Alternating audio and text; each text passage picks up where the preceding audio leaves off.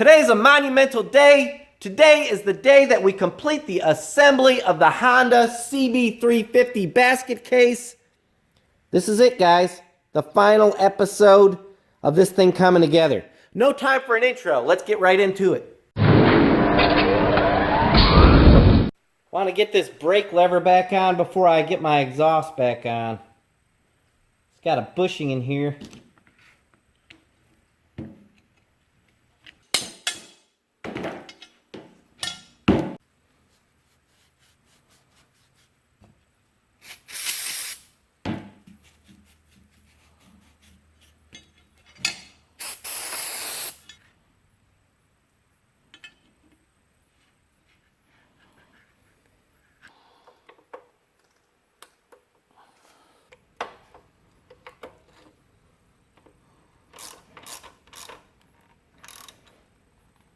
My new muffler came with this bracket right here, one for each one, but I don't really like it. I like the original ones, and I think I can mount it like that.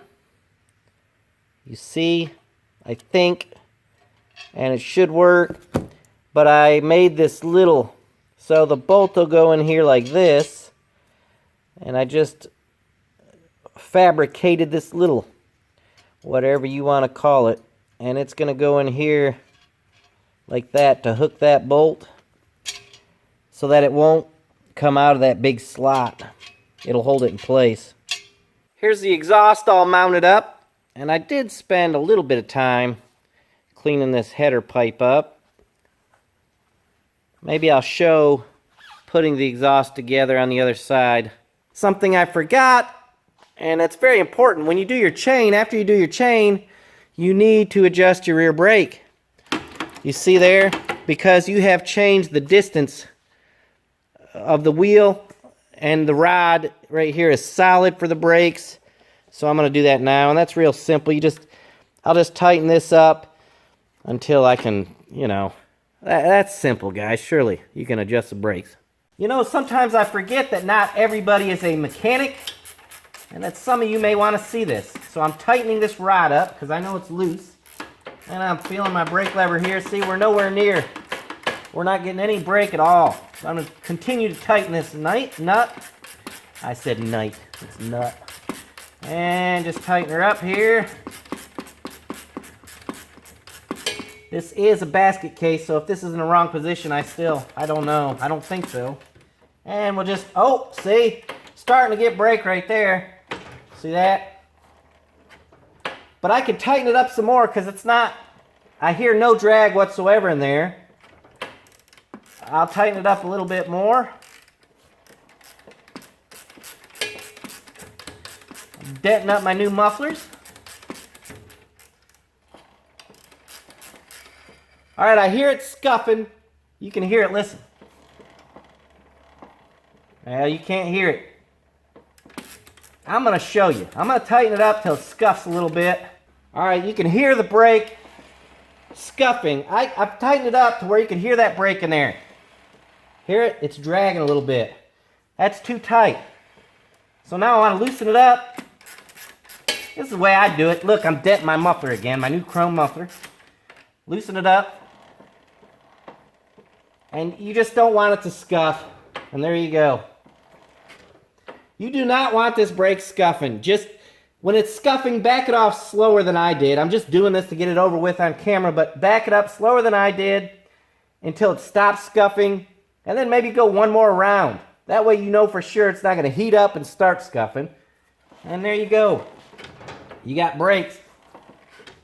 This is the clutch cover. I want to prepare this. This needs to be cleaned up and filled up with grease right here. So I'm going to do that now. Just this piece here. It's got a little ball bearing I need to get out of there. There's a seal, it popped off. Fits on the outside right there. And this little roller bearing thing comes out of there. And I'll take this adjuster loose and make sure it's all freed up and cleaned up. All I'm going to do is clean this stuff up and put it back together with nice fresh grease on it, and that will be ready to go.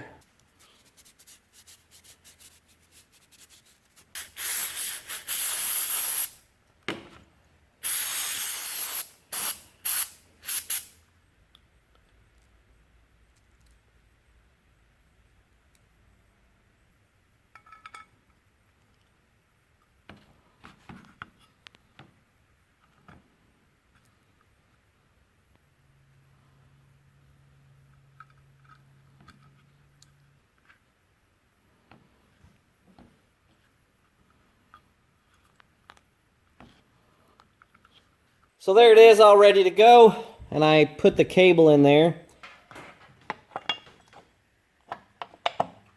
All 4 of these screws were different sizes. I believe them to be the right ones. Remember, this is a basket case, so I don't know for sure. Make sure you put the right screws in the right holes, otherwise you are going to screw stuff up bad.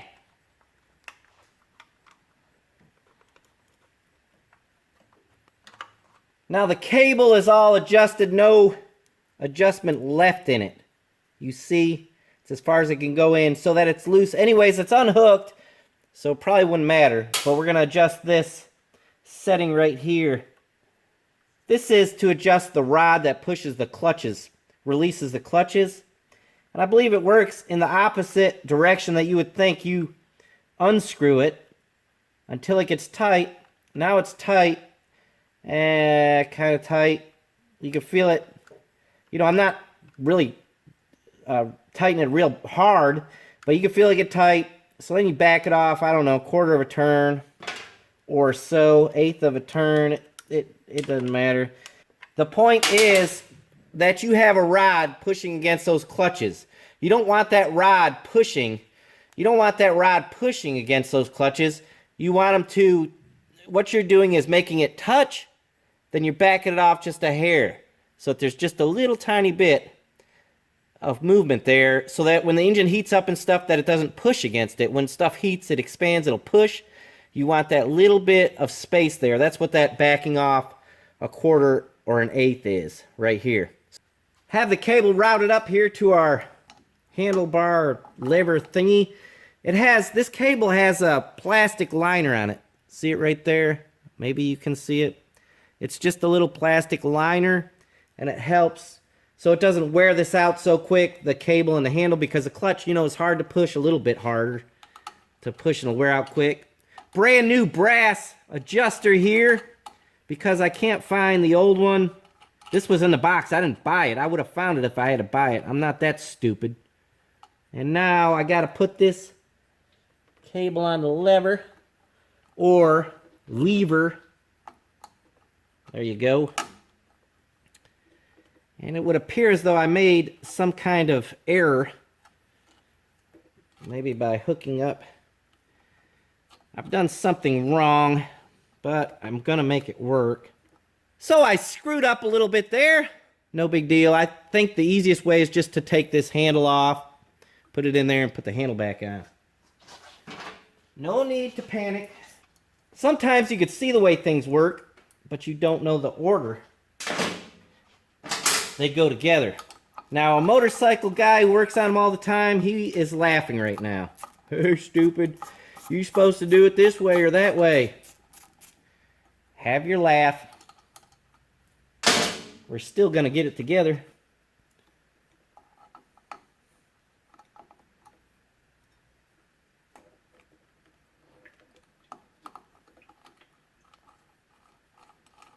Was this the proper way to do it? I can almost guarantee you it's not. It was not. Do I care? I can almost guarantee you I do not. Same principle applies right here on this cable. You want a little bit of slack right there so that there's nothing, you never want anything just contacting things. You want it to be completely free. That's how you don't wear stuff out. If it's completely free, everything's engaging and locking in place. If you have things pulling like this, you're partly engaged and you're going to wear out clutches and stuff. So I'm going to make a little bit of slack in here. How much slack? Probably like that, just so I can feel that there's no contact.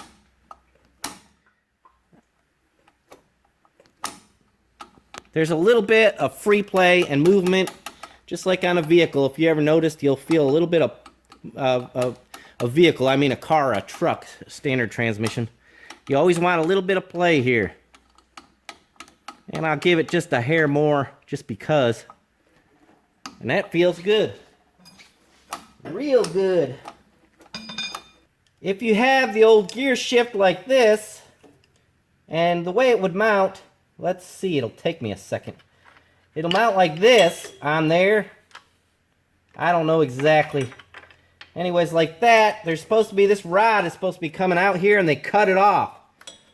And this shifter has all this linkage and crap on it, and all the linkages wore out, and it's really garbage and a bad design. The reason they made them like this, Honda did, was so you could adjust your height on your shifter. And that is stupid, because who cares? Replace it with this right here, and see how it's offset so it gets away from your housing. This is 11 millimeter splined. So if you want to adjust your foot height, do it with these splines right here. I mean, if you want it way up there like a dummy, do it like that. If you want it down there, if you want it here, wherever you want it, put it on there. It will shift just the same, and you will be rid of this garbage mess right here. Unless you're wanting to make everything original. I understand that too, guys. If you want it all original, yes, put this crap back on it. Much more cleaner look and more modern design than that old crappy linkage down there. Time for the exhaust now to go on, the muffler on this side, muffler. And as you can see, I've already made a screw up because it's supposed to go like that. This bracket needs to be flipped around. I'm doing it the same way I did the other side with the little clip in here that I made. The only thing I wanted to tell you guys was that, you see there's my little clip.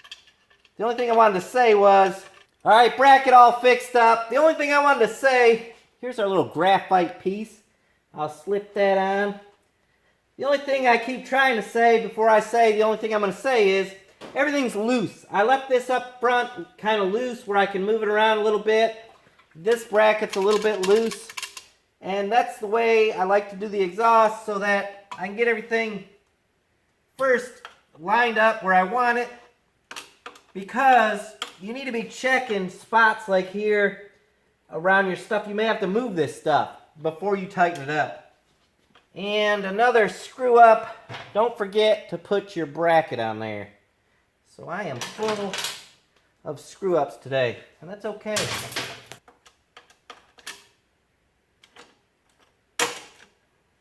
Again, like I said, everything's loose right now. We can make sure that the pipe's not touching down here anywhere. Make sure everything's lined up how you want it here. Twist this front pipe how you want it. Go around and tighten up all the bolts after that. In my haste, I almost forgot to mention a very invaluable piece of information that everybody needs. When you do the chrome exhaust like this, you need to wipe it off. You can't leave fingerprints and everything all over your exhaust pipes, because when you start it up, sometimes it'll just stay there permanently. I don't know how that works. I feel like it's happened to me before though. So make sure when you get done, get it all cleaned off, wipe it off with chrome polish or a rag at least. I put this air filter on this side, and I have to put the other one on the other side. I blew them out. They're still good, I believe. I don't think they're stopped up.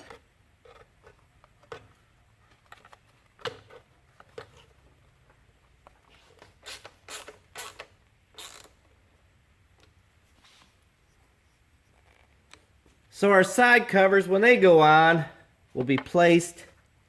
Looks like I got the wrong side cover. Take two. When our side covers go on, they'll go on like that. And if you will notice, there's a hole right here in the air filter. And this rod, took me a little while to figure out what this was for. The rod will stick through there. These chrome rubbers come off of here, and there's a nut underneath it. If I can get it out. Oi. See that? And that'll stick. This comes off, stick through there. Put your side covers on first, stick it through there. Tighten these up right here. And our rubbers are supposed to be inserted into our side covers right there. You know, I gotta push them down in there and then they'll pop on.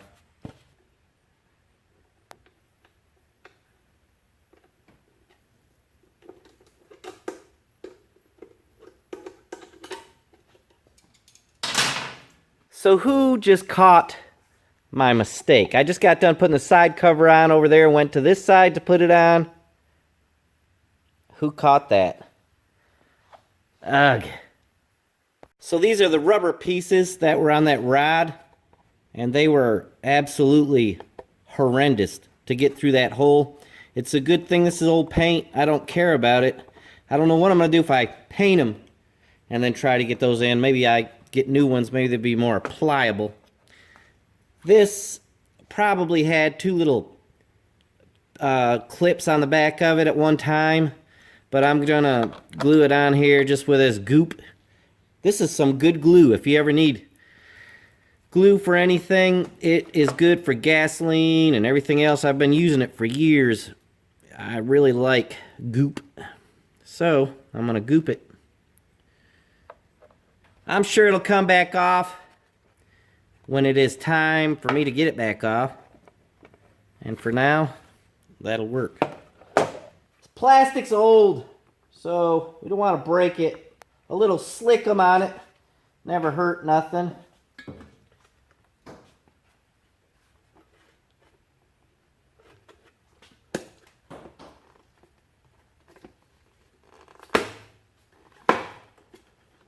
Nice tight fit.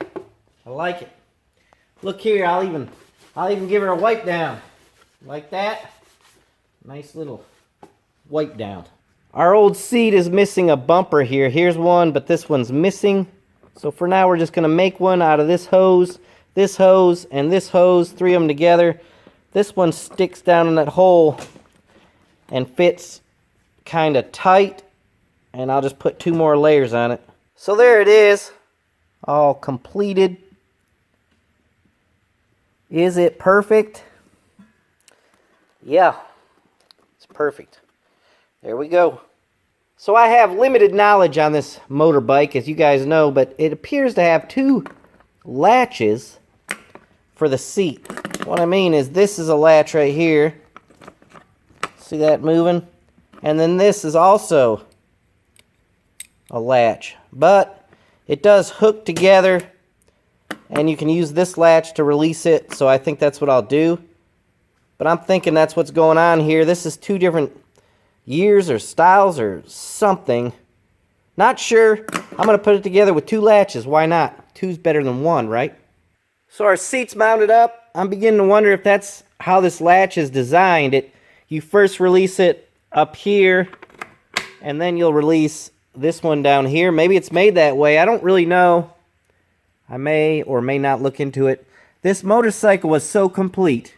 I even found the two pins for the seat that holds it on. Everything was here for this motorcycle. The only thing I replaced was the mufflers were missing, but they were probably rusted out anyways. I replaced tires, just maintenance stuff, light bulbs. Everything was on this thing. Everything was here. So here's the seat latch in action.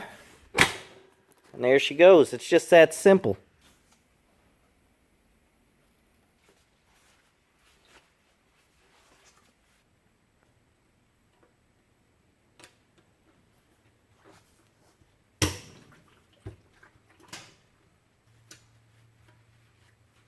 The double latches on the seat were correct, I believe. I still hadn't looked it up, but there's a latch here and a latch up here. And I think the reason for that is for your helmet holder. You know, you put your helmet under here. You, not the whole helmet, of course, but the latch of your helmet goes under here. So then you don't want to shut it all the way. You go to that first click, and then it doesn't tear your helmet strap up. And then you push it down. That's your second click. I think that's what it's for. I still haven't looked it up. I changed the gas cap latch and went with this key one Any key will fit in that. It's not keyed or anything, so if you guys need to steal gas from me, just stick anything in there and turn it and pop it.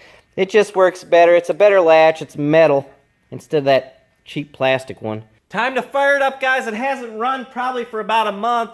I don't really have any fear that it won't start and run good. I think it will. Let's see what happens. On. Choke. Oh, horn.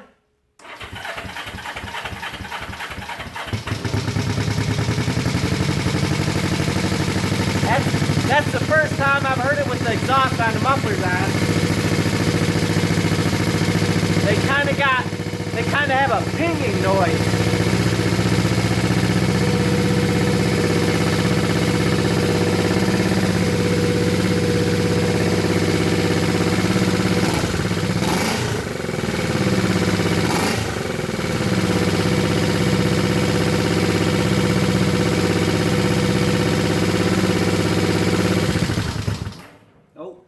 I turned the choke off. That pinging noise I'm hearing is in the valves or the chain up there or something. Maybe it'll go away when it gets a little oil pressure built up. Hopefully.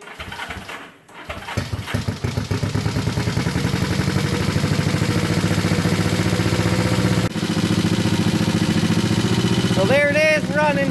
It's pecking a little bit. I'm not sure how much pecking noise is normal. I'll probably run it a little bit. Heat it up, see what it does. Check this out, the RPM gauge works.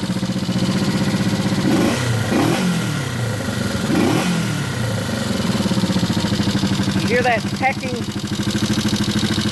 I don't know exactly, again, how much of that is acceptable. I'm not real sure. I'm hoping it quiets down a little bit. I'm gonna see. I had an old CM400, it made that rattling noise, so I don't know how much is normal. Let's go through the gears, see how all the gears work on it.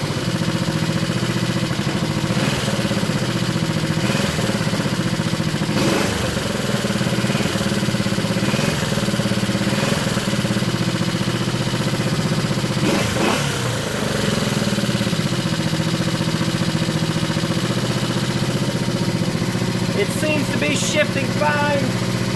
I think we're almost ready to go for our first quick rip. That's it for the assembly of this Honda CB350 basket case, but do not fret, it's not over with. We're still gonna have rip videos, moto vlogging videos, and there is a lot of fun to come still yet with this motorbike. Assembling it was just the beginning. I hope you guys enjoyed watching this series of videos as much as I did, you know, doing it, building it, assembling it. I've had a great time with this series. It was awesome and a lot of fun. Thanks for watching. We'll see you next time, guys. By the way, the noise the motorcycle was making was not a big deal at all. It was valve noise. We'll talk about it later in future videos.